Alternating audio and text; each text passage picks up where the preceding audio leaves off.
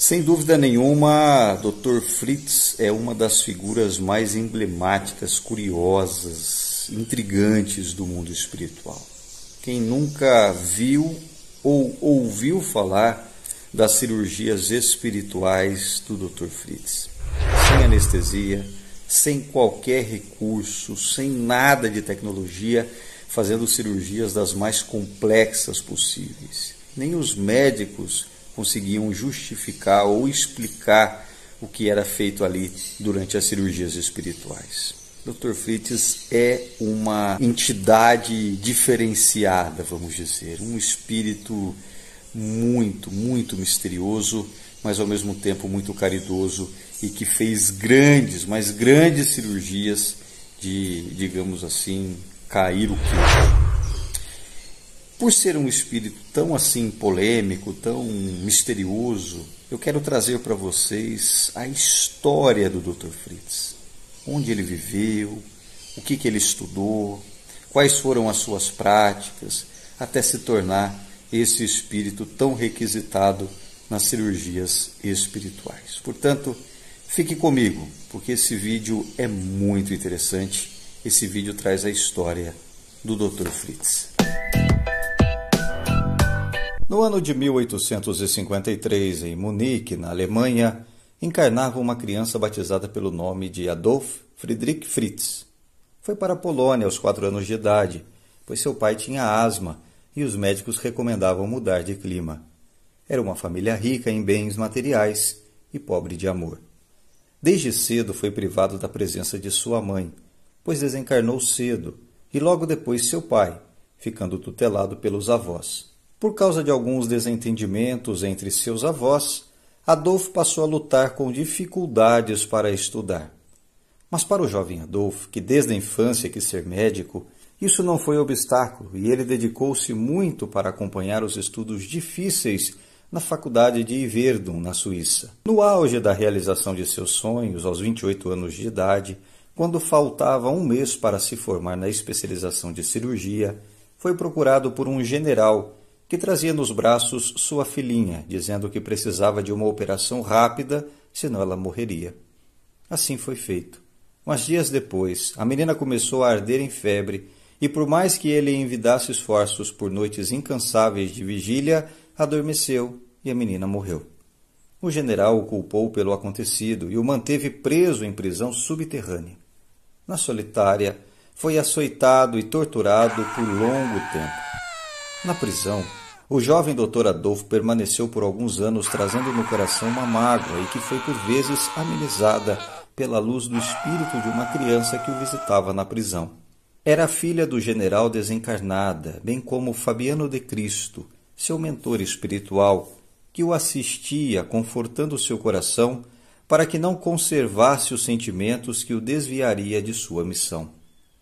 Um dia, como que por acaso, sua cela amanheceu aberta e ele conseguiu fugir para a Estônia, onde passou cerca de 30 anos aperfeiçoando seus estudos na área de cirurgia.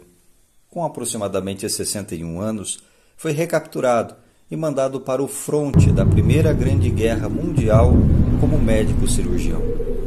Sua luta foi maior daí por diante, pois com poucos recursos conseguiu fazer diversas cirurgias, utilizando parafusos de tanques de guerra, transplantando os membros dos soldados feridos. E na guerra, durante um atendimento a pacientes em um acampamento hospital improvisado, sob fogo cruzado do inimigo, um soldado tombou sangrando muito e ele, compadecido, avançou com a cruz vermelha no braço, procurando socorrer o agonizante. Naquele instante, um estilhaço de explosão de granada o atingiu na face esquerda, levando para o plano espiritual aquele eminente médico em 29 de novembro de 1918, aos 65 anos de idade. Logo após o seu desencarne, o exército alemão estava sendo derrotado. As baixas eram muito grandes. No plano espiritual, aqueles soldados desencarnados, ainda em choque e as carregando vibrações do ambiente, não tinham consciência do desencarne. No mundo espiritual, ainda em convalescença, um dos superiores lhe disse: "Prepare-se, desça conosco à terra. pois lá você será mais útil que aqui e a situação exige, é a guerra. Nem mesmo havia terminado o tratamento de recuperação dos ferimentos adquiridos pelo desencarne e já se encontrava no mesmo local, socorrendo novamente sob o fogo cruzado encarnados e desencarnados, mas agora em espírito, livre dos estilhaços. A mágoa que trazia, bem como as lembranças da guerra, fizeram com que Dr. Adolphe não enxergasse nada além da dor e sofrimento à sua frente, permanecendo assim durante alguns anos no ambiente umbralino, na parte escura que havia se agravado pelas guerras e discórdias no planeta. Um espírito amigo, com seu traje de franciscano, começou a fazer-lhes visitas constantes, orientando-os sobre a ter esperança e fé em Deus. Um dia Dr. Adolphe inquiriu de quem se tratava e o enfermeiro franciscano, com doces palavras, disse-lhe: "Meu nome é Fabiano de Cristo, seu irmão, reconhecido em Jesus. Eu preciso sair dessa escuridão, eu quero luz, dê-me luz", falou Dr. Adolphe desesperadamente. E Fabiano então respondeu com afabilidade e firmeza: "Se você quer luz, meu filho, então faça luz." Logo após entender o significado daquelas palavras, Dr. Adolphe foi se preparando a fim de se livrar das trevas que trazia consigo, até que foi conduzido à casa transitória Fabiano de Cristo, na espiritualidade, onde a mágoa que estava no seu coração desapareceu, dando lugar ao amor e à vontade de trabalhar no plano espiritual, onde criaria uma casa de assistência tão bonita e caridosa quanto aquela que lhe auxiliava no plano espiritual. Depois de passar por um longo tratamento e receber, por meio do aprendizado, as orientações, passou a trabalhar em favor do próximo. Desde então, Dr. Adolphe procurou grupos de pessoas no Brasil, terra amada de Fabiano de Cristo, para o cumprimento de sua tarefa e a construção de um hospital espírita que recebeu o nome de Fabiano de Cristo. Encontrou várias pessoas dedicadas ao bem e, junto delas, vem desenvolvendo um trabalho bem feito, com amor, compreensão e dedicação, junto aos pacientes de toda a ordem. Antes de continuar a história do Dr. Fritz, que, por sinal, é muito interessante e muito intrigante, eu gostaria de contar um relato que eu fiquei sabendo diretamente da mãe de uma criança que foi atendida pelo Dr. Fritz. Na época, o Dr. Fritz, ou o médium, que recebeu o Dr. Fritz, ele viajava, fazia algumas caravanas. E numa dessas caravanas, esta senhora levou o seu filho, que estava brincando naquelas grades. Lembra que antigamente tinha aquelas grades com a ponta de lança? E essa criança estava brincando na grade quando ele desequilibrou e a lança entrou aqui nessa parte da boca, da garganta, e atravessou de um lado no outro. Essa criança foi socorrida, levada para o pronto-socorro convencional. Lá os médicos retiraram a lança, porém a lança rompeu, eu não saberia dizer para você agora exatamente o nome técnico, mas rompeu um nervo aqui que faz com que a boca se mexa. Então essa criança ficou assim durante algum tempo com a boca aberta e não tinha cura. Nós estamos falando de 1980, por aí, ou 70, final dos anos 70. Essa criança não ia conseguir mais fechar a boca. Era uma criança saudável, uma criança perfeita, mas ela não ia conseguir mais fechar a boca por conta desse acidente. Como a família ficou sabendo que o Dr. Fritz estaria na região, a família então levou essa criança para o atendimento do Dr. Fritz.